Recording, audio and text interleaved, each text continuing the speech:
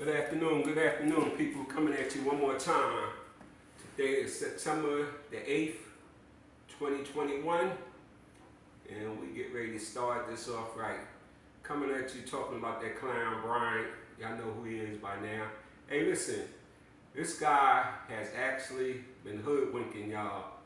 I told y'all, but listen, remember he just got up on YouTube the other day on his channel and say, oh, show them the paperwork. I don't care about the paperwork. Show them. Show it to them. I don't care. I ain't ashamed of nothing. Guess what Brian did? Brian called YouTube and had them take down the paperwork. Remember the one with him had the rat face? It was 2 pages of those, 2 channels with those on, and he had them remove each one. And remember the one he was going, I'm a snitch, I'm a snitch, I'm a snitch. Yeah, I'm a snitch. And saying, I ain't never said, I don't know the Fatard brother. I do not know the Fatard brothers.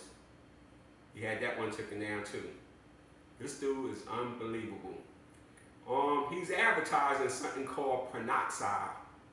I mean, whoever got him advertising peroxide, y'all making a mistake. You cannot have a narcissist advertise your product. He's a liar, known liar.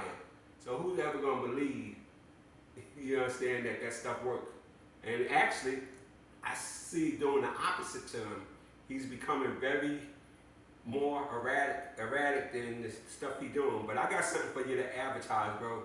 It's gonna help you out with your progress. It's a wrench, so you could tighten those nuts up in your brains. A screwdriver, so you could screw it tighter. And a tweezer, so you could get that shitty attitude of yours pulled down. Okay? Now let's go to some facts.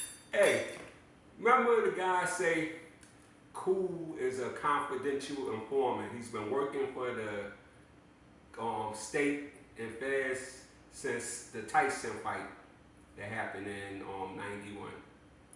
All right, bro, we put you on the clock. Where's your receipt? Where's your paperwork? Where is it, Brian? Come on, man. You know a lot of states, prosecutor, you know a lot of feds, USDA, you know these people. These your people. You goes to their retirement party. I mean, who does that? Nobody but you. But you know them. So if these stuff is out there, paperwork, I mean, if anybody could get it, we know who could get it. Agent Brian could get it. So, I mean, ask him for his receipt, guys. He done say it out of his mouth. Now prove it. He talked about, oh, he told on Nice, he told on Peter's shoe, he told on this one. How come nobody else noticed but you? How come? Only you says this. Nobody else. You talk about Peter's shoe. You didn't know I was going to New York to see the man. Just because you say what you say. And now that after I saw him, and he said, oh, Kool ain't never told on me, or Nice, or whatever, now you want to come up with some clown shit on Puss in the Boots. You understand? And Soda Pop. I mean, you are Donald Trump's son. Anytime you catch them in a lie, they try to throw monkey wrench at you. You know? I mean, the same way he say he's a billionaire, I don't know what the hell he is. The same way you say you a millionaire, they gave you, let you keep 35 million. That imagination money that you got, that nobody ever saw. I mean, if you had 35 million, just to say if you had 100,000, bro, who did you leave with that money? You ain't leave nobody in your crew, the M&M crew, that bullshit crew. You ain't leave nobody with nothing. Nobody. That man Cat gave you a ring. You understand? To make you think you was elevated, you understand, to do a bunch of crazy shit. And you did not leave not one of those young men who was working with you anything. And you talk about this imagination $100,000 that you gave our mother for a house that I built from the ground up with my proceeds, you understand, that you gave her. Where is this? Now let's get this straight. When you went in, you had a 2-month-old son, you was married. So you give your mother $100,000, but you don't give your wife nothing. Because after she left the house, where she went back to? The projects on Fulton Street to her aunt's house. Come on, bro. Let's be realistic. Everybody knows the story. Everybody know. So you gave your mother $100,000 for a house that I built, but now you want to take credit.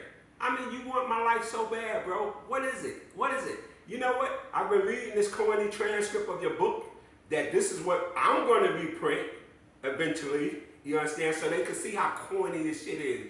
Remember that decked out Seville that you talk about in your book, in this Volvo? The Seville that you paid $4,500 for in December 1985, a 1976. This is the car that you decked out Seville, right? You had this car in 86, but it was a 76, right? But you making $40,000 a day. Okay. And I think when you got acquitted, you came out in June of 1987. Who met you? Nice. Remember Nice, my partner Nice, Little D? The one you always be talking bullshit about? What did he do when you came out? He put $5,000 in your hand and took you and your wife to Atlantic City for the night so you could relax, right? Get your weeks off, right? But you talk so bad about him. What did he do when you got home? He gave you access to my jewelry. I want anybody out there to find you with one piece of truck jewelry on before June of 1997, your acquittal. Find you with one picture. Please show us. Please produce to the people one picture of you wearing truck jewelry from before June of 1987. We'll wait. We thought so. It don't exist. But you know, you're such a great liar. And like I say, your people love you because you're a great storyteller. You understand? But when people come back with facts, you want to bring up BS. Like this platform was about telling the truth, separating your lies from truth. But you want to get up here and talk about people's family, about your nephew getting jumped. You understand? And bro, trust me, that was handled. You know, while I was in the hospital visiting my son, you understand, it was told to me by brothers from the fort, yo, bro, don't worry about it. Take care of your son. We got this. Everything is not reported, okay? And especially to somebody like you who's been a known informant, who worked for the thing. You talk about, oh, Rick got killed. Nobody did nothing about it. How would you know? Remember, you was in the witness protection program, locked away. So you didn't know everything. I mean, I know you have access to a phone 24 hours a day, 7 days a week. The only informant I know that had access to a phone, you know? And you talks about all this other crazy shit. Supreme got killed, nobody did nothing. How would you know? How would you know? Because everybody report to a flunky, right? Everybody report to Cat Flunky.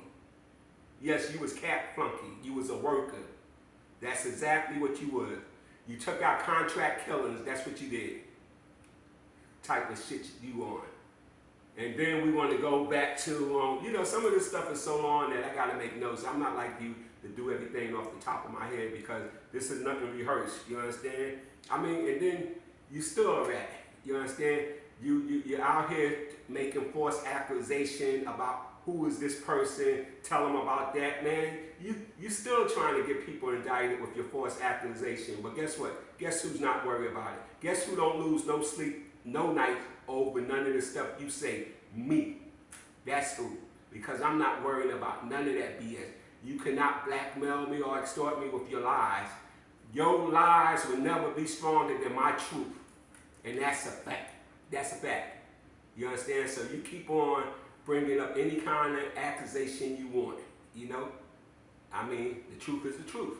And the truth will set you free. Okay? And let's talk about this 18 situation. Remember that? You know I was there the whole time. But going over your corny notes, you understand? I mean, see, in that first book, you was telling the truth. But I guess it was so boring and so corny that you had to start stretching your imagination. Remember what days you had on that block?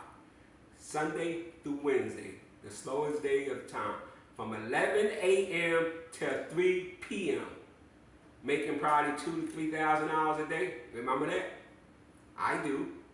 This was sometime in '86, the first part of '86, before you went to do that trial for murder. Remember that? I remember. You had people like Tut and Rob and them helping you out. Oh, okay. But you was the leader of the A team. I don't know if you say that, somebody else say that. You understand? Boy, you know, those cats was not. And why can't you get none of these guys on your platform? Why can't you? You've been doing this for 4 years. Why can't you get nobody on your platform? You know why? Because they don't mess with you. You's a rat. You eat cheese. They don't like rats. They don't even answer your calls. You might get 1 or 2 of them, whatever. And I see you got Shabay get ready to do something to you. Shabay, bro, I hope you don't mess up your credibility. You understand? Agreeing to none of this dude bullshit. I really don't. You understand? Respect you. You understand? But like I say, he tells a story about you pull out a long 38 on him. That never happened. You know it didn't happen. So don't fall into that bullshit lie of his. He's telling another lie when he say he had our step pops 32. You understand? Domino and me was there. Domino was ashore. He had the shit in his sheepskin pocket. You understand? It was only me and him there. Those other young cats from Plaza went and got Shabay. Shabay came and took the gun from Domino. Domino came to me and said, yo, you got the gun. You got the gun. What I'm gonna do? What I'm gonna do? You understand? Brian was still in the house. Brian did not get out the house until he's like 15 and almost 16. 15 years, 8 months, somewhere around there. And like I told y'all before, he was a dumb criminal. He caught 2 felonies in the first week that he turned 16. 2, not 1, 2 on 2 different occasions, a week apart. And like I say, when I say dumb criminal, he was always a dumb criminal. And I'm gonna show you another perfect example of how dumb this dude still was. He got released in July of 1997, so he started sending his boxes and paperwork home. He used to make lamps and banks and all that, so the molding and his paperwork, all that stuff he sent home. I mean, he must be sent about 20, 30 boxes to my house. All of that stuff went straight in a storage room that was on my property. A storage room. Never ever into my house. You understand? And like I say, why I say he was still dumb? Because what kind of fool would keep an agreement that they made with the government that was so disgusting? What kind of fool would do that? That shit should have never ever hit my eyes, or nevertheless nobody else's eyes. Because again, that's how disgusting he was, telling on any and everything that he knew. He's like a broken refrigerator. He know it, it's leaking out. You understand? He run his mouth. So be careful, y'all out there who he's still in contact with. Be careful what you talk to him about. Please do. Don't talk to him about nothing going on in your community, nothing your brother or your cousin or your nephew or anybody do. Because if you do, he's going to report it. He still talks to state agents and feds agent. Yes, he does. And listen, man, you don't think that he always talking about Little D and D Nice and all of this, did this with Delroy. He knows the story that went on with Uzi Delroy. He knows it from the top of his head, you understand? But he likes spinning his story because everything got to be about him, what he did, you understand? Just like I said, that was answer. Nice and them handled their business. They did their thing, you understand? Delroy and them ain't never got that block. Known history, ain't never. You understand? So again, this is always a story that was told to Brian, that Brian trying to flip for his own personal reason. You know, he should be paying homage to Nice, you understand? Because if it wasn't for Nice and me paying his lawyer for the 1986 case that he caught and paying Anwar to do the right thing, You understand? It would be no Brian today. Brian would still be upstate New York drinking toilet water because he already had 4 felonies.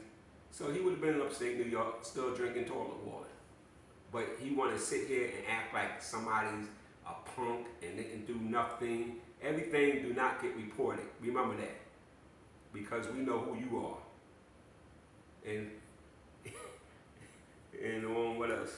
Oh, and the truck jewelry. Hey Brian, when Nice gave you all my jewelry when you came home in '87, what did you have? What kind of jewelry you had? A lion head and a gold nugget watch. That's the only thing you had, right? Right. So all those pictures that y'all see him flashing jewelry, that wasn't even his. He lived big. That dude wanted to be me. He wanted to be me so bad.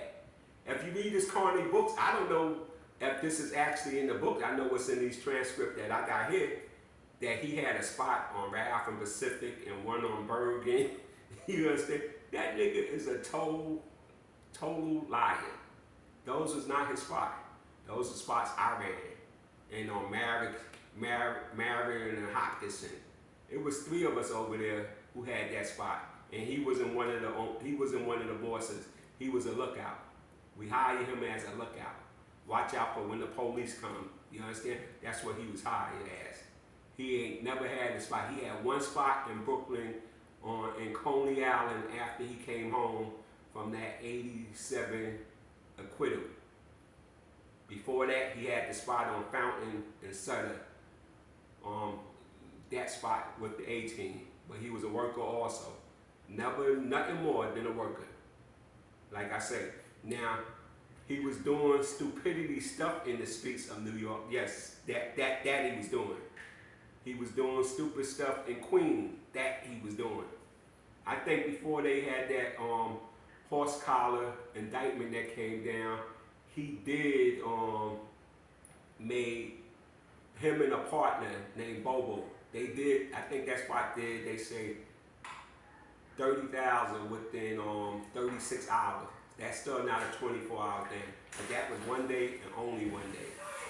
All right? So when he tells stories, he needs to really tell factual shit. You understand?